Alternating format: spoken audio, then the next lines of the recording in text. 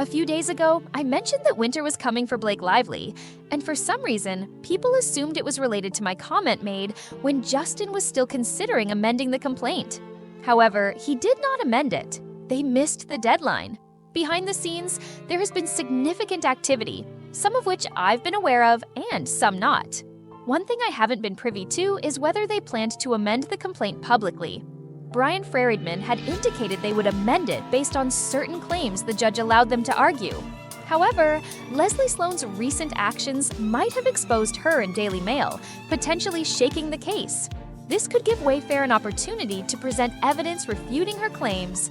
Leslie stated that Wayfair lied about her to prevent her from speaking to the press about the sexual harassment, SH, and misconduct on the set of It Ends With Us. She claimed Sarah Nathan and DailyMail reporter James Lassutka provided her with evidence and discovery, sharing a screenshot. She repeatedly insisted she never told anyone, including these reporters, that Blake was shagged by anyone. However, she misses the point.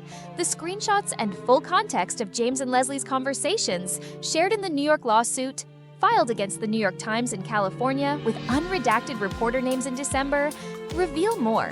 These show Leslie's communications and James's response, where he implied, "She didn't tell me anything about SH. She told me it was this." She's lying. James's message suggests Leslie lied. Why would she tell him one thing in August and another in October, then claim SH months later? Leslie thinks this exonerates her, but James's texts call her a liar. Leslie also shared an undated screenshot, allegedly from James to Brian Friedman, sent in January 2025, after the New York Times lawsuit but before the complaint against Blake. In it, James, referred to as James Lassutka, asks Brian to exclude him and DailyMail from the lawsuit, fearing job loss. The implication is clear. DailyMail likely threatened James for exposing Leslie as the source of defamatory August articles. News outlets dislike sources being exposed as it deters future whistleblowers. James also provided proof Leslie gave him false information in August 2024. DailyMail's threat appears tied to both source exposure and potential liability from the lawsuit. They wanted no association with defamation claims. In August 2024, Leslie told James, per DailyMail articles, that Justin was abusive, chauvinistic, and misogynistic, sidelining Blake and Colleen Hoover. She claimed Blake rewrote scripts at Colleen's demand, and Ryan Reynolds had to salvage the script. Leslie planted these stories to justify Blake's takeover of the film, an unusual move for an actress. The New York Times lawsuit screenshots include a text from Leslie to James, "Your story is so mean. I guess you and Melissa are in cahoots." James replied that he was asked to write the piece, with half the reporting his own. He clarified Melissa Nathan shared no anti-Blake info, attributing Blake's backlash to her own words and actions. Leslie called Justin's failure to consider Blake's point of view during abuse scenes kind and true, framing it as chauvinistic. James noted Blake's flippant interview comments, e.g. the GPS remark, fueled organic backlash, not a smear campaign. Leslie pressed James to publish pro-Blake stories, but he reiterated the backlash was organic. Another text discussed script rewrites, with Leslie claiming Blake produced the film and earned a cut, omitting threats about promotions or Taylor Swift's song. She implied Justin was universally disliked, unrelated to Blake's influence, a claim James contradicted, citing reporter Stephanie Jones as the source. Leslie called Stephanie a liar, insisting the cast hated Justin. Leslie's texts to James reveal her efforts to manipulate media narratives. In one exchange, she accuses him of collaborating with Melissa Nathan, to which James responds that his reporting was based on facts, not anti-Blake bias. He stresses that Blake's negative publicity stemmed from her own interviews, like the controversial GPS remark, and not from any smear campaign. Leslie, however, insists the backlash was orchestrated, demanding James publish pro-Blake stories to counter it. James repeatedly denies Melissa's involvement, stating, "Melissa never gave me anti-Blake info. The backlash is organic."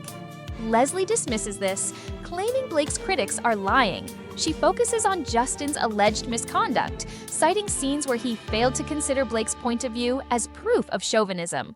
James pushes back, noting Blake's own promotional missteps, e.g., comparing the film to Barbie, fueled the criticism. A key omission in Leslie's legal filings is James's August 2024 texts, where he explicitly rejects her conspiracy theory. Instead, she relies on a later declaration where James allegedly retracts his earlier claims, a document potentially signed under duress after DailyMail threatened his job. The texts also expose Leslie's attempts to discredit reporters like Stephanie Jones, who sourced stories about on-set tensions. Leslie calls Stephanie a liar, insisting the entire cast hated Justin, but James counters that Stephanie's reporting aligned with witness accounts. Leslie's narrative unravels further when she admits, "I'm not paid to take people down," while simultaneously pressuring James to spin stories in Blake's favor. Crucially, James's messages prove Leslie fed falsehoods to DailyMail, including claims that Colleen Hoover demanded script rewrites, untrue. That Ryan Reynolds saved the script, untrue. Blake later credited Ryan to deflect strike-related scrutiny. That Justin was universally disliked, contradicted by cast interviews. DailyMail's threat to fire James for exposing Leslie as their source underscores their liability. By January 2025, James begged Brian Freriedman to remove his name from the lawsuit, fearing career ruin. The outlet's subsequent paywalling of pro-Justin articles, while leaving pro-Blake pieces free, suggests a cover-up to mitigate legal risk. Leslie's motion for sanctions, seeking $1.3 million, hinges on James's disputed declaration. If proven coerced, it could collapse her case. Meanwhile, Justin's team may be withholding an amended complaint to appeal the ruling or challenge the declaration's validity. The text exchanges further expose Leslie Sloan's contradictory claims. In one instance, she insists Blake had no involvement in script rewrites, stating, "She didn't require script runs, nothing to do with this. She produced the film and got a cut." Yet she fails to explain why Blake received a producer credit, omitting threats Blake allegedly made, e.g. blocking Taylor Swift's song or cast promotions.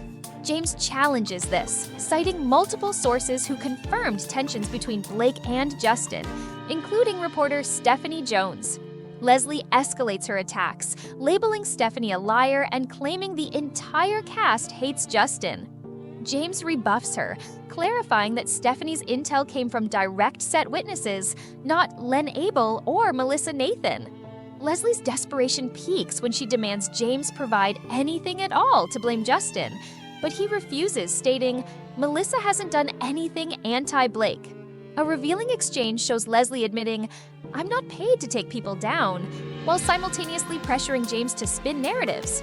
James reiterates, there was zero Blake bashing from Melissa, and reveals 15,000 other DailyMail contributors were sourcing anti-Justin stories, undermining Leslie's claim of a solo smear campaign.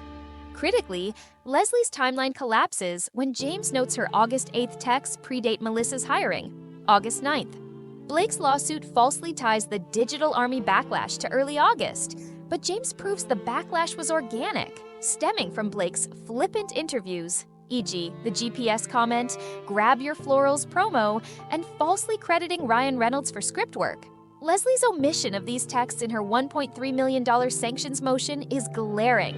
James's declaration, which she relies on, contradicts his earlier messages. If DailyMail coerced him to retract his statements, it could invalidate her case. Leslie's narrative unravels further as James's texts prove she weaponized the DailyMail to target Justin. She accuses Melissa Nathan of orchestrating Blake's backlash, but James shuts this down. Melissa literally didn't talk about Blake. The backlash is from Blake's own words. He cites Blake's Barbie-esque promotion and the rooftop scene controversy, where Blake falsely credited Ryan as self-inflicted wounds. Leslie's hypocrisy is stark. She claims fairness while demanding James publish pro-Blake stories, to which he replies, "I can't flip the script when the facts don't support it." Meanwhile, DailyMail's threat to fire James for exposing Leslie as their source reveals their complicity. By January 2025, James pleaded with Brian Freriedman to remove his name from the lawsuit, fearing retribution. The outlet's subsequent actions, burying pro-Justin stories behind paywalls while amplifying pro-Blake content, suggest damage control. Leslie's legal strategy hinges on James's disputed declaration, which now appears coerced.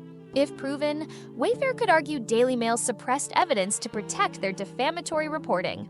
Blake's lawsuit claims Justin's team launched a digital army in early August, but James's texts show the backlash began after Blake's August 6th premiere comments. Melissa, hired August 9th, couldn't have orchestrated it.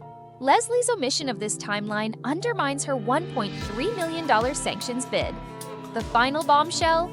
Daily Mail's potential coercion of James Lassutka. His January 2025 text to Brian Freridman, "Remove my name or I lose my job," proves the outlet threatened him, exposing Leslie's lies. His subsequent declaration, claiming regret for sharing texts, contradicts his August 2024 messages, where he called Leslie a liar. Ethically, journalists must correct false reports, but Daily Mail did neither. Instead, they won, silenced James after he proved Leslie fed them falsehoods. Second, paywalled pro-Justin stories to minimize visibility. Third, let pro-Blake content circulate freely, manipulating public perception. Leslie's reliance on James's declaration is now suspect.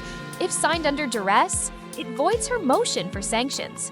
Justin's team may be withholding an amended complaint to appeal or expose this coercion. The takeaway? Leslie lied to Daily Mail about Justin's misconduct and Blake's role. Daily Mail threatened James to conceal their liability. Blake's lawsuit timeline is fabricated. Backlash began before Melissa's hiring. More fallout is imminent.